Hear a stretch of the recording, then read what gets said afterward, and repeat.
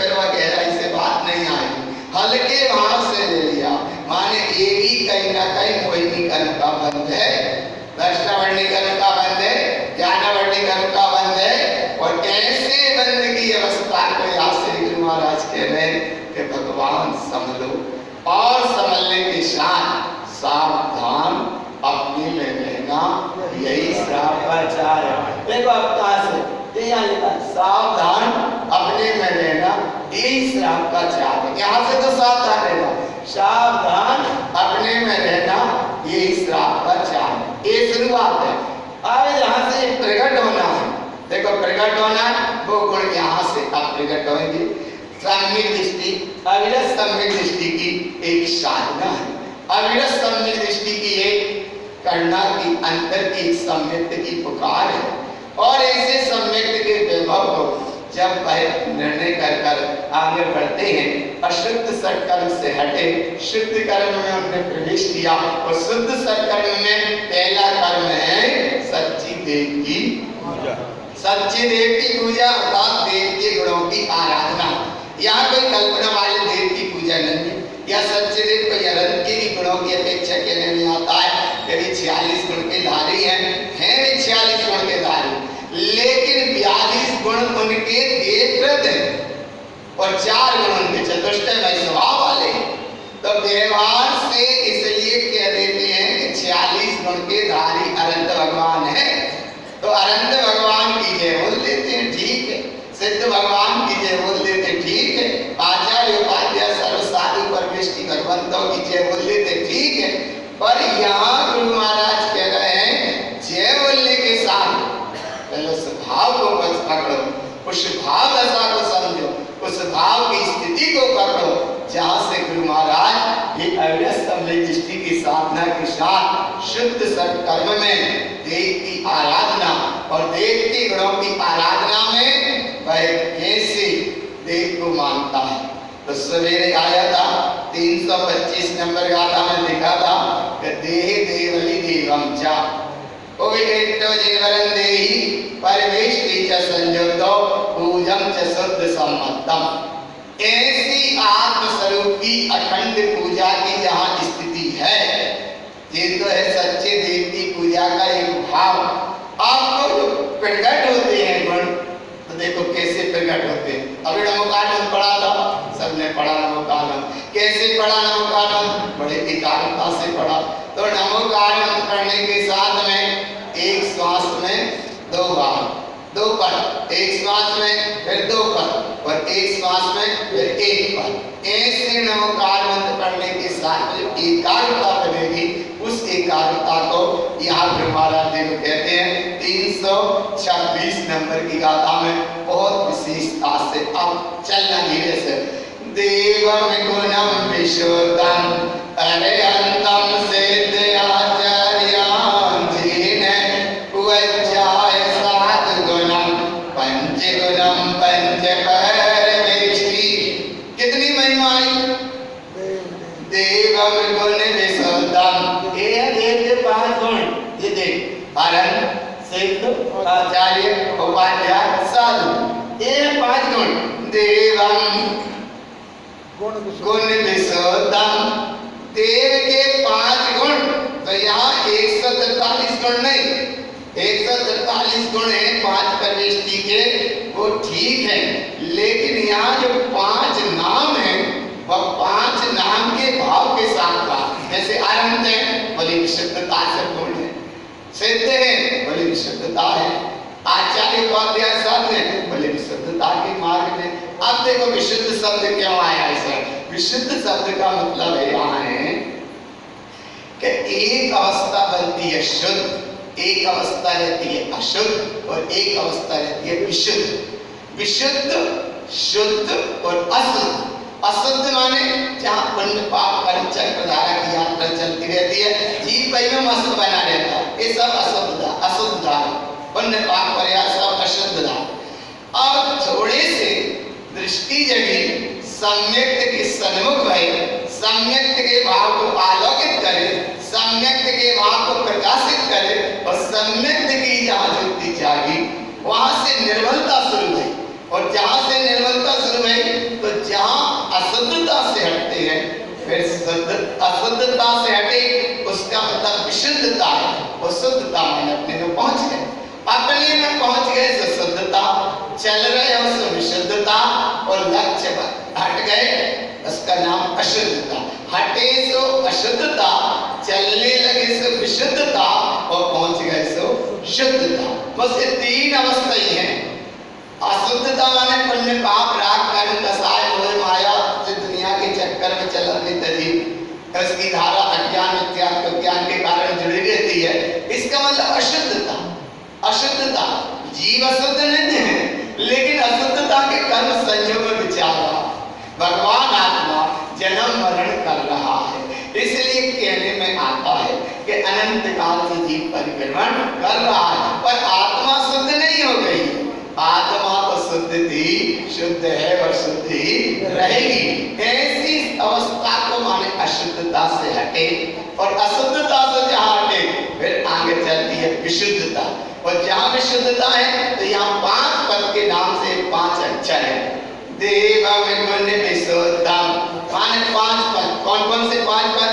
अरिहंतम सिद्ध आचार्याम जीन वज्जाय साधुगुणम पंचगुणम पंचपरमेष्टि।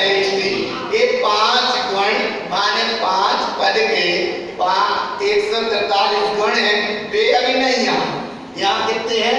1 के 5 गुण। कौन कौन से? अरहंत, सिद्ध, आचार्य, उपाध्याय और साधु। अब सबसे पहले अरहंत परमात्मा है। देखो ये अरहंत सबसे पहले कहाँ से? अरहंत। अब अरहंत परमात्मा की क्या महिमा है? तो देखो क्या महिमा।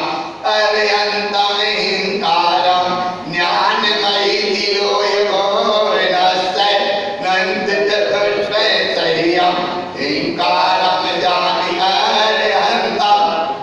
ए अनंत परमात्मा केवल एक गाता है कि बस देखते कितने गुण? बोले 5।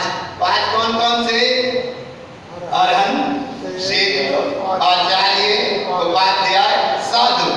इन 5 गुण को माने 5 परमेष्टि का। अब 5 परमेष्टि की महिमा क्या है? सबसे पहले अनंत प्रभु की महिमा क्या है? अनंत प्रभु हेकारता केवल ज्ञानमयी होते हैं, ज्ञानमयी केवल ज्ञान से परिपूर्ण होते हैं, केवल ज्ञान को प्रकाशित होते हैं। और ऐसे केवल ज्ञान में जिनके लोकालोक सब झलकता है। चार चतुष्टयमयी, देखो नीचे लिखा अनंत चतुष्टय संयम, चार चतुष्टयमयी, अनंत दर्शन, अनंत ज्ञान, अनंत सुख, अनंत वीर्य, ऐसी पुरुषार्थ सत्ता से परिपूर्ण ऐसी वह सिद्ध प्रभुता की है। और हिंकारम जानि अरहंतम, ऐसे अरहंत परमात्मा ऐसे केवल ज्ञानमयी हैं, ऐसे परमात्मा को तुम अरहंत परमात्मा जानो। इसका नाम है अनंत परमात्मा। कल्पना वाले अनंत नहीं, और मन समझाने वाले अनंत नहीं, और नाम संज्ञा वाले भी अनंत नहीं। और वे चतुष्टय में होते हैं तो होते हैं, लेकिन चतुष्टय का ही बहुमान करते रहोगे तो अपनी सत्ता का भी बहुमान नहीं पाएगा। तो इसलिए ये प्रमाण ये है। सबसे पहला गुण कौन सा? बोले पहला गुण है एक का 5 विशुद्ध गुण, जिसमें सबसे पहला गुण कौन सा है? अनंत का। और इतनी अनंतता की मैं शाश्वतता को यहाँ कहा, और ऐसी शाश्वतता को जब अनंत की सत्यता का अनुभव करने के बाद दृष्टि अब दूसरे गुण का देखो भाव उठाते हैं। दूसरा गुण कौन सा है? सिद्ध परमेष्टि। दूसरा गुण कौन सा है? सिद्ध परमेष्टि। देखो दूसरा कौन सा है? सिद्ध। पहला कौन सा था? अनंत। दूसरा कौन सा है? सिद्ध है। और सिद्ध की महिमा क्या? देखो सिद्धम सिद्धिद्रवम चिन्ते ओंकारं च विन्दते मोक्षं च ऊर्ध्वसद्भावं ऊर्ध्वं च शाश्वतं पदम्। हिंकारम को यहाँ लिया है साम्य ज्ञान से। और देखो एक भाव ऐसे समझ लो, ओंकार माने 5 परमेष्टि और हिंकार माने 24 तीर्थंकर। तो 24 तीर्थंकर माने या एक तीर्थंकर अनंत भगवान। तो अनंत भगवान माने जैसे हिंकार माने केवल ज्ञान से पूर्ण, हिंकार। और देखो गुरु महाराज के अनुसार ओम हिरियम श्रियम।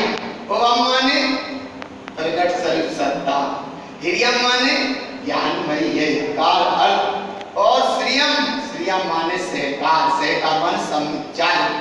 तो ऐसी हिंकार का मतलब है एक तो है सम्यक ज्ञान से, एक है आत्मज्ञान से, और एक हिंकार माने 24 तीर्थंकर परमात्मा की अपेक्षा। और ऐसे पढ़ते ओम ह्रीम श्रीम। तो ओम माने 5 परमेष्टि, ह्रीयम माने 24 तीर्थंकर परमात्मा, और श्रीयम माने मुक्ति स्थान। तारण स्वामी ने ओम माने ओम, ह्रीम हिंकार को ह्रीम में लिया, और श्रीम को श्रींकार में लिया। ये बहुत आगे आएगा। ओमकार, हिंकार, श्रींकार, इसको ऐसे भी लिया गुरु बाबा ने, उत्पन्न हितकारक सहकारक। और ऐसे भी लिया उत्पन्न अर्थ माने सम्यक दर्शन, हितकार अर्थ माने सम्यक ज्ञान, और सहकार अर्थ माने सम्यक ज्ञान। यहाँ हिंकार माने अनंत प्रभु की विशेषता बताकर कि ये गुण बाहर में के तो है अनंत प्रभु, लेकिन अनंत प्रभु ये शब्द में तो है, लेकिन शब्द 3 सत्ता को शब्द में। अच्छा अनंत का कोई आकार प्रकार बना दो तो आकार प्रकार वाले नहीं अनंत, यहाँ तो ज्ञान की महिमा है। अरे आगे इतनी गहराई से वो ज्ञान की अवस्था आएगी वास्तव में कि वह जो अनंत प्रभु है, अनंत प्रभु हिंकारम ज्ञानमयी दिलोए वो रसय। जैसे केवल ज्ञान होता है तो लोकालोक अपने आप झलकने लगता है, ऐसे अनंत प्रभु की महिमा बताई। नंद चतुष्टय से संयुक्त है, हिंकारम ज्ञानी अनंतम, वे केवल ज्ञान से पूर्ण है। ऐसी जानी अनंतम, ऐसा तो जानो अनंत प्रभु में, लेकिन अनंत प्रभु कह रहे जैसी यहाँ प्रकटता है ऐसे ही तुम भी हो। ज्ञानमयी, ऐसे ज्ञानमयी तुम्हारी चेतन सत्ता, ऐसे अनंत प्रभु का यहाँ पहला गुण होगा। और अभी 75 होना है, कितने होना है? अभी पहला होगा, कौन सा होगा? अशुद्ध सत्कर्म से हटे शुद्ध सत्कर्म में पहला नाम था देव की पूजा, अर्थात सच्चे देव के गुणों की आराधना। तो ये सच्चे देव की आराधना में सबसे पहले देव के 5 गुण विशुद्धता से यहाँ बताए जा रहे हैं। 146 का भाव नहीं रखना, यहाँ केवल 5 नाम देव के गुण कितने? 5। अच्छा जैसे देखो कैसे उसमें पढ़ते 12 पुंज विशेष सिद्धम अट्ठात्म, तो वहां ये 146 गुण नहीं है, 143 गुण नहीं है, वहां कहते हैं 12 पुंज विशेषम। 12 पुंज माने 5 परमेष्टि, 3 रत्नात्रय, 4 नहीं हो, इनका नाम 12 पुंज है। तो ऐसे यहाँ 5 परमेष्टि, ये सब आएगा बहुत अच्छे से अनुभव में पूरा आएगा। बस एक बार ऐसी एकाग्रता बनाए रहो, और इतनी एकाग्रता बनो कोई बात पकड़ में ना आए तो अपन बात चर्चा भी कर लो, लेकिन बड़े अनुभव की बात है वास्तव में। और अपना भी बहुत भाव है, जितना समझ में आ जाए, जितना अपने पकड़ में आया उतना बताने का पूरा प्रयास। और उतना प्रयास इसलिए कि गुरु महाराज जितने भीतर से जुड़ रहे हैं अपने स्वभाव से, उन्हें बार बार बहुमान गाथा कहेंगे अनंत की, लेकिन वे कहेंगे अनंत कैसे भय। बात देखो अनंत कहाँ से प्रकट है? अनंत सत्ता को बार बार बार, तो अनंत एक बार स्वरूप बता दिया, कैसे अनंत प्रभु होते हैं। लेकिन ये अनंत प्रभु कहाँ है? अनंत तत्व सत्ता, ये अनंत का पहला गुण। और दूसरा बताया सिद्ध प्रभु का। देखो सिद्ध प्रभु सिद्धम सिद्ध ध्रुवम चिंते ओंकारम च विंदते मोक्तिं च ऊर्ध्व सद्भावम ऊर्ध्वं च शाश्वतं पदम्। देखो इसमें एक शब्द सिद्धम सिद्ध ध्रुवम चिंते, एक तो सिद्ध सत्ता है, क्या इतनी ध्रुव है माने आत्मा, आत्म तत्व है, शाश्वत है, ध्रुव है, चैतन्य है, आज तक कभी वो अचेतन नहीं था, इसलिए वो ध्रुव है, शाश्वत है। और प्रभु इस 84 के चक्कर में पंच परा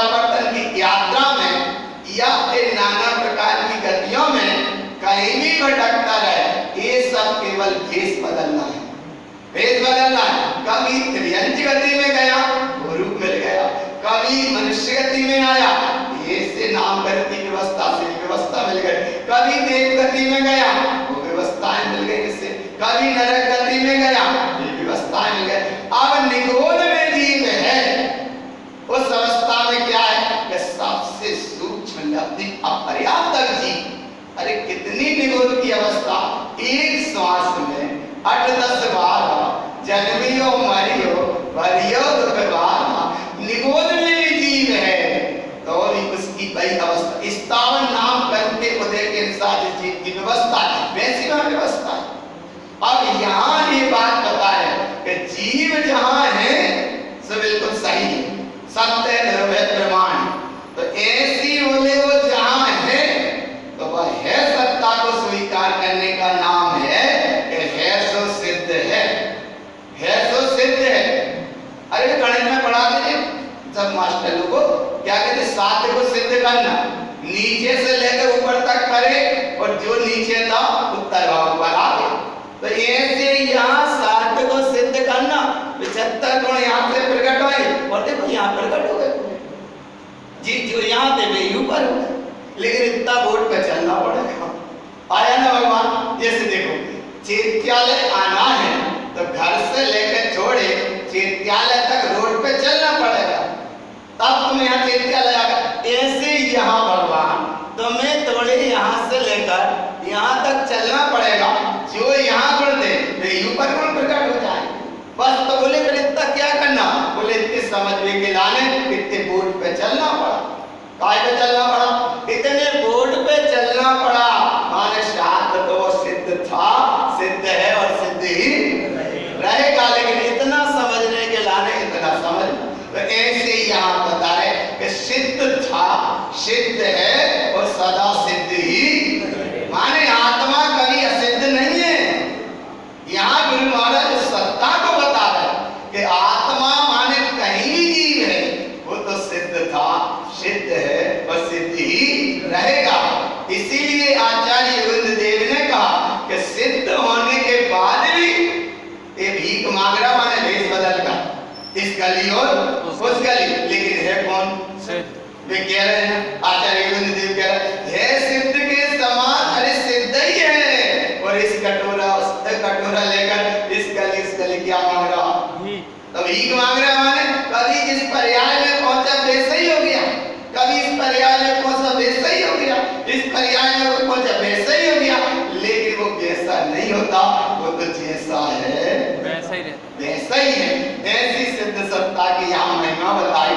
और एक जगह वर्णी जी ने एक सूत्र दिया, वो वर्णी जी ने क्या सूत्र दिया, हूँ स्वतंत्र निश्चल निष्काम दृष्टातम राम। अच्छा इसके आगे क्या पढ़ते हो, आगे क्या पढ़ते हो, अच्छा जो मैं हूँ पहले क्या पढ़ते हो, अच्छे से पढ़ो, देखो मैं क्या कह रहा है, आगे देखो, जो मैं हूँ सो भगवान, माने जो नहीं कि कोई भगवान है सो मैं हूँ, माने जो मैं हूँ सो भगवान। फिर भूलता है तनक्सा, देखो क्या मम स्वरूप है सिद्ध समान, अमित शक्ति सुख ज्ञान निदान,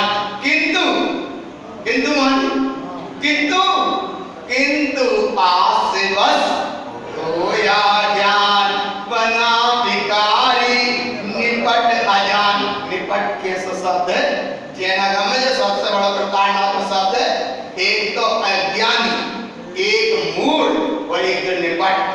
निपट माने बहुत ही याद है जाति को शब्द है, जैसे तने कोई से कह दो गुस्सा में बची, बोले हमने हमसे ऐसे किया। निपट माने भी कितना अच्छे कह रहे हैं, मम स्वरूप है सिद्ध समान, अमित शक्ति सुख ज्ञान निदान। फिर क्या बोलोगे, किंतु आस बस खोया ज्ञान, बना भिखारी।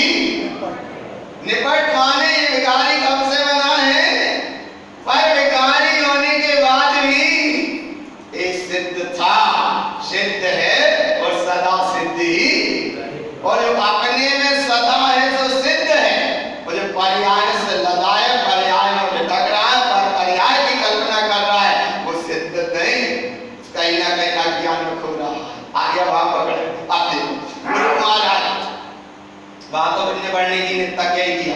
मम स्वरूप है सिद्ध समान। अरे मम स्वरूप है सिद्ध समान, समान में बड़ा अंतर है। जैसे पड़ोसी के बेटा को अपना बेटा मान लिया और अपना बेटा घर का है, वो पक्का में है। अब पड़ोसी के बेटा को देखो, अच्छा पड़ोसी को छोड़ो, भैया के बेटा का मतलब और अपना बेटा, स्वयं का बेटा, स्वयं का बेटा और भैया का बेटा, दोनों में कितना अंतर? जमीन अंतर है, लेकिन वो क्या है? बिल्कुल बेटा ही है। भैया का बेटा है सो भी बेटा है और अपना बेटा है सो है, लेकिन भैया का बेटा मम स्वरूप है सिद्ध समान, अंतर इतना है। और मेरा जो स्वयं का बेटा है उस बेटा का भाव क्या? बोले सिद्ध के समान नहीं, सिद्ध ही है। आया ना भाव पकड़ में आ रहा? मम स्वरूप है सिद्ध समान।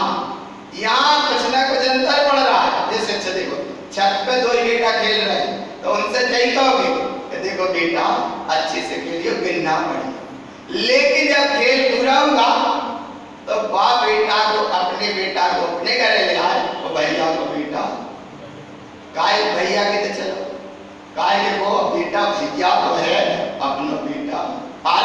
तो ऐसे ही भगवान सिद्ध के समान माने बस अंतर, और यहाँ नहीं है अंतर, बिल्कुल है निरंतर। और जो है निरंतर तो यहाँ भैया का बेटा नहीं, खुद का बेटा। खुद का बेटा माने तारण स्वामी गुरु महाराज कह रहे तुम सिद्ध के समान नहीं, तुम सिद्ध ही हो। सिद्ध के समान माने अच्छा बोले कितने सिद्ध हो गए? अनंत सिद्ध हो गए। और अनंत सिद्धों में से अगर कहे तो बोले अनंत सिद्ध में तुम कौन से सिद्ध के समान हो? कितने सिद्ध हैं? अनंत सिद्ध है। और अनंत सिद्ध में कहो बोले अच्छा तुम कौन से सिद्ध के समान हो? तो बोले नहीं, अब एक बार कह रही अनंत सिद्ध है लेकिन हम सिद्ध के समान हैं। तो सिद्ध के समान हो लेकिन तुम सिद्ध के समान माने दूरी, और जो सिद्ध ही है वो बड़ी नजदीकी माने सिद्ध के समान कहोगे तो है दूरी, और सिद्ध ही कहेंगे वो है बात पूरी। पूरी माने पूरी, है माने है। तो यहाँ क्या है? सिद्धम सिद्ध ध्रुवम चिंते ओंकारं च विन्दते।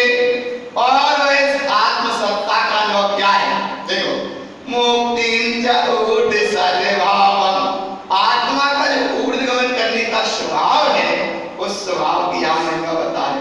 उनकी महिमा इसलिए अब नहीं कह रहे कि वे तो ऊर्ध्वगमन करके सिद्ध ही हो गए, और एक भी सिद्ध सुनने वाले नहीं है। कितने सिद्धों की आवाज करते ना, कोई नहीं सुनता। और भगवान सर्वार्थ सिद्धि के देव है, वे भी नहीं सुन रहे। और भगवान एक वितरा की बात है कि निर्गत साधु अपने में जो डूब रहा है वो भी नहीं सुनता। और फिर बोले कौन सुनेगा? तो अनंत भगवान के यहाँ याचना लगाओ, वे भी नहीं सुनेंगे। तो फिर कुछ कौन सुनेगा? बोले सुनने वाले मुक्तिं च ऊर्ध्व सर्वभावम्, आत्मा का जो स्वभाव है वो ऊर्ध्वगमन था, ऊर्ध्वगमन है और ऊर्ध्वगमन ही रहेगा। इसका उदाहरण दिया तत्ववाद सूत्र के 10वें अध्याय। कितने उदाहरण दिए? एक तो दिया अरण्य की फली चटकती है तो उसका बीज बिल्कुल सीधा जाता है, और एक उदाहरण दिया कि जैसे कुम्हार चाक घुमाकर और गीली मट्टी उस पर रखता है तो वो ऊपर ही जाती है, नीचे नहीं जाती। दो उदाहरण। तीसरा उदाहरण है आरती विलित करते हैं, दीप सिखा आरती विलित करते हैं तो आरती को भले तिरछी करो चाहे कैसे करो और उसकी शिखा कहाँ जाएगी? ऊपर जाएगी। आए ना आरा मोमबत्ती को देखना या कभी आरती को देखो, ये रोज की एक प्रयोग है। आया ना ज्योति विलित करी तो उसकी शिखा कहाँ जाएगी? ऊपर जाएगी। थोड़ा सा घी कड़क जमा है, ठंड का टाइम है तो वो धीरे धीरे क्या कर रहे हैं? वो ऐसा कर रहे हैं तो इसका मतलब है वो दीप शिखा ऊपर ही जा रही है, दीप शिखा ऊपर जा रही है। और ऐसी महिमा के साथ में आरती की महिमा है। और जब जब भी चंदन लगता है वो भी बड़ी महिमा है। आरती प्रज्वलित यहाँ होती है, आरती की बड़ी महिमा है। चंदन लगता है, उसकी बड़ी महिमा है भगवान।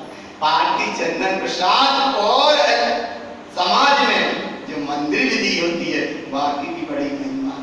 मंदिर विधि में एक तो बात बताई जाती है, मंदिर विधि में धर्मोपदेश में क्या बताया जा रहा है? अनंत प्रभु का धर्मोपदेश है। और अनंत प्रभु के उपदेश में आता है कि सिद्ध प्रभु है वे अनंत और सुख स्वरूपी है और ये अनंत अवधि अनंत काल से संसारी है, संसार दशा से हटे और एक बार बैठ के सुने। क्या सुने? यह सम्यक रूपी जल शांत है, शांतिदायक है, कर्म रूपी आकाश से व्याकुल हुए यह प्राणी, माने इसके दुख का हरण हारा है। और इस सम्यक को जग देख बंधु एक आध जीव कोई सुन पा। तुम 60 साल पर कभी कभी थोड़ी देर के लाने मान लो, ये परमानेंट व्यवस्था नहीं है। परमानेंट व्यवस्था तो सिद्ध था, सिद्ध है और सिद्ध ही रहेगा।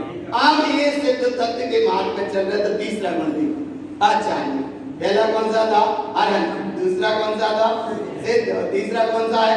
आचार्य। देखो आचार्य, आचार्यम आचरणम सोतम यर्तम सोत्य भाविना सर्वज्ञम सोत्य ध्यानस्य नित्यादिक्तम त्रिवेद्यम। आचार्य परनिष्ठी जो आचरण में लीन, अपने स्वभाव की रत्नात्रय की स्वभाव की साधना में लीन, और जहाँ रत्नात्रय प्रकट हो रहे तीर्थ सोत्य भावना, रत्नात्रय की महिमा, और ऐसा ध्यान लगा है, ध्यान सर्वज्ञम सोत्य ध्यानस्य। सर्वज्ञम कहते हैं सर्वज्ञ परमात्मा को, और सर्वज्ञम कहते हैं कि मोक्ष का मार्ग यही है रत्नात्रय का। एक तो रत्नात्रय का मार्ग है, ऐसा सर्वज्ञ प्रभु ने कहा। और सर्वज्ञ प्रभु ने एक कहा कि ये ध्यान के मार्ग से जो चले शुभ पद को पा गए, और ये मार्ग से जो चले वे खुद सर्वज्ञ हो गए। कौन हो गए? आ रहा है ना भगवान। एक किसी की दुकान पे कोई नौकरी कर रहा है, वो करोड़पति है, और नौकरी करने वाला नौकरी कर रहा है कोई कर रहा है, और संयोग की बात नौकरी कर रहा है माने नौकरी। सेठ को बहुत विश्वास है, वो पूरी चाबी उसको दे देता है, लेकिन क्या कहला रहा है? नौकर ही नहीं से क्यों ना अच्छे जोर से क्यों? सेठ पूरी चाबी भी दे रहा है, लेकिन क्या है वो अभी नौकर। एक दिन थोड़ी सी अनबन हो गई, तो माने कोई लेन देन का कोई भी बात, थोड़ी सी अनबन हो गई, उसने कहा हमें काम करना ही नहीं करना। माने सेठ ने भी खूब मनाया, बड़ा ईमानदार था, लेकिन बोले नहीं अब तो तुम कचरी क्यों, अब तो हमें काम नहीं करने, माने नहीं करना। उसने अपने घर में छोटी सी दुकान खोल ली। अब वो कौन हुआ? सेठ। अब आगा पकड़ा आया ना, अरे छोटी सी दुकान भले खोल ली, लेकिन अब वो कौन हो गया? सेठ। नौकर नहीं रहा। और अवैध करोड़पति के बाद नौकरी करने के बाद भी पूरी संपत्ति का मालिक जैसा वो रह रहा था, लेकिन कौन था? नौकर। नौकर। और जब खुद की दुकान खोल ली तो सेठ होगा, भले चाहे दुकान छोटी हो, लेकिन दुकान तो ऐसे ही है। अरे सर्वज्ञ प्रभु की जब तक तुम भावना भावते रहोगे और उनके गुणों की आराधना करते रहोगे और उनके गीत गाते रहोगे, तब तक पराधीन। और एक दिन बात आ गई। अच्छा बोले कैसे आ गई? बोले ऐसे आ गई जैसे तारण स्वामी आए। तारण स्वामी ने एक जगह कह दी और गुरु बाबा ने इतने जोर से गई, जिन भर स्वामी तू बड़ो तुम्हें जिन भर हूँ बड़ो। सतमस्तुहानी में कहा। बोले एक दिन थोड़ी सी बात बन गई, माने समझिए कि उनकी अनबन हो गई हो, ऐसा नहीं, लेकिन ऐसा भाव आया। बोले तुम्हारे गीत कब तक गाएंगे? अब नहीं गाएंगे। तो बोले क्या? बोले इसलिए जिन भर स्वामी तू बड़ो मैं जिन भर हूँ बड़ो। और जब उन्हें अपनी जिन सत्ता का भगवान आया तो जिन्हें परमात्मा ने कहा ठीक अब तुमने अपना काम बना लिया, क्योंकि ये मार्ग खुद से चलने का है। और हम हिंदी में बिल्कुल बता दें, जो काम साधना का मार्ग अपने चलता है आप, माने ऐसे समझ लो, जहां चलेगी कमाई आप और जहां नहीं चलेगी बाप की कमाई। माने बाप कमाई से कल्याण नहीं होगा, तुम्हें खुद अपनी आप कमाई करना पड़ेगी, तब वह मार्ग उपलब्ध होगी। भगवान आया ना, भगवान आत्मा आगे अनुभव में। अब इसका मतलब है कि सर्वज्ञ प्रभु ने कहा रत्नात्रय के मार्ग पर वह आचार्य परमेष्टि चल रहे हैं, परम पद को वो पाते हैं, परम पद को वो पाएंगे, लेकिन ऐसी प्रभुता वो पाकर और जब परम दशा को पाएंगे तो वो स्वयं सर्वज्ञ स्वभावी भगवान आत्मा हो जाएंगे। सर्वज्ञम सोध ध्यानस्य, ये है भगवान जिन्हें परमात्मा ये नहीं कहते कि तुम हमारी पूजा करो। इतने आगम व्यक्ति जिन्हें परमात्मा हो गए 149 24 हो गई, और 149 नहीं अनंतानंत 149 24 हो गई। एक भी तीर्थंकर प्रभु ने कहीं नहीं कहा और कहीं है ही नहीं। कोई भी जिन्हें परमात्मा ने ये नहीं कहा, अपनी वाणी में कहीं नहीं आया कि ये संसारी जीव तुम हमारी पूजा करो, और बेग कह ही नहीं रहे हमारी पूजा करो, लेकिन जाए कछी न कछी चाहिए। जाए माने तुम्हारे नहीं, तुम तो सब भगवान। कैसे भगवान? मम स्वरूप है, अपने सिद्ध के समान नहीं, सिद्ध ही है। और ऐसा सिद्ध है ये आचार्य परमेष्टि का संदेश। और जब ऐसा भाव जागृत हुआ तो मिथ्यातिक्तम त्रिवेद्यम, मिथ्या सम्यक प्रकृति मिथ्या सबका हुआ विलय, आत्मा का हुआ उदय, स्वभाव की लगी डुबकी, जाको नाम तीसरा गुण ज्ञान गुण हुआ। तीसरा माने आचार्य गुण। अब 14 देखो, 14 उपाय देव उपयोगम जीन उपाय लग्नम ध्रुवम अंगम पूर्व ओक्तम च सार्धम ज्ञानमयम ध्रुवम। उपाध्याय माने उपाध्याय परमेष्टि है।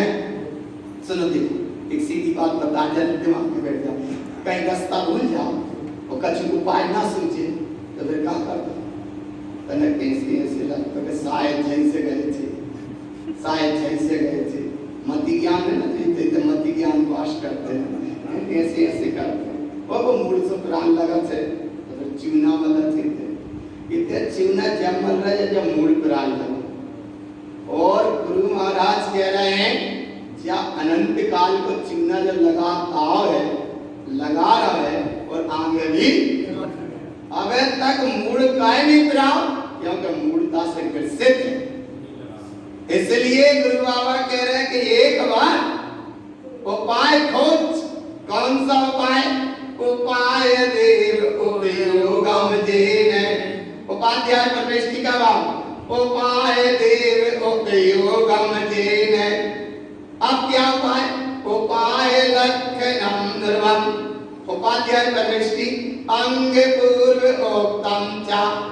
11 अंग 14 पूर्व के पाठी होते हैं उपाध्याय परमेष्टि, इसीलिए वे शिक्षा देते हैं। उपाध्याय परमेष्टि शिक्षा देते हैं, आचार्य परमेष्टि दीक्षा देते हैं। अनंत प्रभु की वाणी फिरती है, सिद्ध प्रभु इतने है नहीं, सिद्ध प्रभु इतने है नहीं, अनंत प्रभु की वाणी कर रही है। आचार्य परमेष्टि दीक्षा देते हैं और उपाध्याय परमेष्टि क्या देते हैं? शिक्षा। काय की शिक्षा देते हैं? अंग पूर्व ओक्तंचा सार्धम ज्ञानमयम ध्रुवम। ऐसे 11 14 पूर्व के पाठी अर्थात उपाध्याय परमेष्टि के 25 गुण होते हैं। ऐसे 25 गुण के धारी उपाध्याय परमेष्टि होते हैं, और ऐसे उपाध्याय परमेष्टि भी सदा जयवंत हैं। अनंत प्रभु सदा जयवंत हैं, सिद्ध प्रभु सदा जयवंत हैं, आचार्य प्रभु सदा जयवंत हैं, उपाध्याय प्रभु सदा जयवंत हैं। और जब ये चारों जयवंत हैं तो 5वां पद है साधु। कहाँ है साधु? 5वां पद कौन सा है? साधु। कौन सा पद है 5वां? देखो साधु का काम इसलिए ये यहाँ बताया कि पदवी जब आगम में माने हमने तो खुद खोज करी, अब तुम भी खोज करोगे तो जब हमें नहीं मिली तो तुम्हें तो मिलनी नहीं, काहे के तो टाइम, लेकिन है ही नहीं आगम में जब विधि नहीं है कहीं नहीं है, केवल अगर जब विधि है तो ये 5 पदवी की तारीफ माने इन ग्रंथों में गुरु महाराज के ग्रंथों में एक साधना के अंतर्गत आए। आगम में 5 पद आए लेकिन 5 पदवी कहीं नहीं है। ऐसे ये पदवी के अनुसार अनंत सिद्धाचार्य उपाध्याय और साधु। अब ये साधु की महिमा देखो क्या है। साधु साधु परवेष्टि की क्या महिमा, साधु से सर्व साधम चा, चारों तरफ से उपयोग को समेट कर अपने स्वभाव में ठहर गए। कैसे ठहर गए, साधु से सर्व साधम चा लोकालोकम च सोतय, कैसे पूर्ण हम साधु रतिनात्रयम मयम सोतम तिअर्थम साधु जोहितम। साधु के ज्ञान में लोकालोक नहीं झलक रहा अभी, लेकिन इतना जरूर है। कैसा देखो क्या है, इस लोक में साधु अपने स्वभाव में ठहरे हैं, माने साधु के लाने इस लोक में पूजा करने के लाने कोई नहीं। जय को नाम है, दर्शन करते हैं यहाँ आंख बंद हो जाती है और एक लाइन पढ़ते हैं, वेदिका अग्रस्तश्चैव वेदतम निर्गंतम ध्रुवम त्रैलोक्यम समयम शुद्धम वेद वेदन्ति पंडितम। जाका नाम है त्रैलोक्यम समयम शुद्धम, 3 लोक में समय सार स्वरूप भगवान आत्मा शुद्ध है और आत्मा के अलावा कुछ शुद्ध है ही नहीं, तो अनुभव होता है। त्रैलोक्यम समयम शुद्धम, और वो समय तुम्हारा वर्तमान में समय श्रेष्ठ है जिस समय में दर्शन कर रहे हो। आया ना भगवान, क्योंकि प्रदर्शन में और विद्या दर्शन में और दूरदर्शन में प्रबंधन में नाना प्रकार की कल्पनाओं में ये जीव आज से नहीं भटका और आज से नहीं ठगाया, बहुत दिनों से ठगाता आया, बहुत समय से भटकता आया, आज समय मिला उल्टो जी अनादि और आप सुल्तान को और आपके नहीं सुनते तो गहरे गोता खाओ। तो कहाँ से आए थे, निगोस से, कहाँ चले गए, तुम नहीं, क्योंकि हम बार बार कह रहे हैं कि यहाँ हम बैठे हैं जिनवाणी की गोद और आत्मस्वरूप का हुआ हमको गोद, और मिथ्यात्व नहीं करेंगे सकोट, क्योंकि अब नहीं जाना निगोद। जाकी महिमा है साधु पद की। और ऐसे साधु जहाँ स्वभाव में ठहरे हैं सो साधु, और समाज समाज है सभी साधु। भगवान कितनी गहरी बात बताए, साधस्य सर्व साधन चा लोकालोकम च सोतय रचनात्रयम मयम सोतम तियर्थम साधु जोहितम। रत्नात्रय से पूर्ण है, इस लोक में अपने स्वभाव में ठहरे हैं, चारों तरफ से उपयोग किया हमने दूर, अपना स्वभाव है भरपूर, और 3 माने 3 अर्थम माने रत्नात्रय, जब हमने सजोया उपयोग स्वभाव में डूबा और श्रेणी का आरोहण हुआ तो भाई साधु स्वयं अनंत भगवान हो गए। तो अनंत भगवान की, लेकिन पहले साधु आया ना, भाव पकड़ में आया, इसकी महिमा है भगवान। इसलिए धर्म को मार्ग समझाने का नहीं, समाने का है। धर्म का मार्ग लाइन पे चलाने का नहीं है, धर्म का मार्ग लाइन पे चलने का है। धर्म का मार्ग ज्ञान की ज्योति को आलोकित करके आगे बढ़ाने का मार्ग है, ये सिद्धि का मार्ग है, ये बुद्धि का मार्ग। आया ना भगवान, इसकी गहरी बात गुरु महाराज ने कही। और अंतिम गाथा का भाव और पकड़ो, जहाँ से हम बताए थे 326 नंबर गाथा में, देवम गुण विशुद्धम, ये 5 गुण देख के विशुद्ध कहे थे, और अब ये 5 गुण देख के देखो शुद्ध हो गए। कैसे शुद्ध हो गए, देवम पंच गुणम शुद्धम। अगले यहाँ क्या थे, विशुद्ध, यहाँ क्या हो गए, कौन कौन से, अनंत सिद्धाचार्य उपाध्याय और साधु। कैसे हो गए, देवं पंचगुणं सोतं पदवी पंचामि संयतो सोतो देवं जिन परिणतम। ऐसा जिनेन्द्र प्रभु सर्वज्ञ स्वामी अनंत प्रभु ने कहा, देवम जिन परिणतम, परिणतम मन का, ऐसा जिनेन्द्र प्रभु ने कहा, साधु सोत दृष्टि साम एन, जिसकी दृष्टि अपने स्वभाव में ठहर गई और ऐसे साधु श्रेणी का आरोहण करके परम दशा को प्राप्त करते हैं।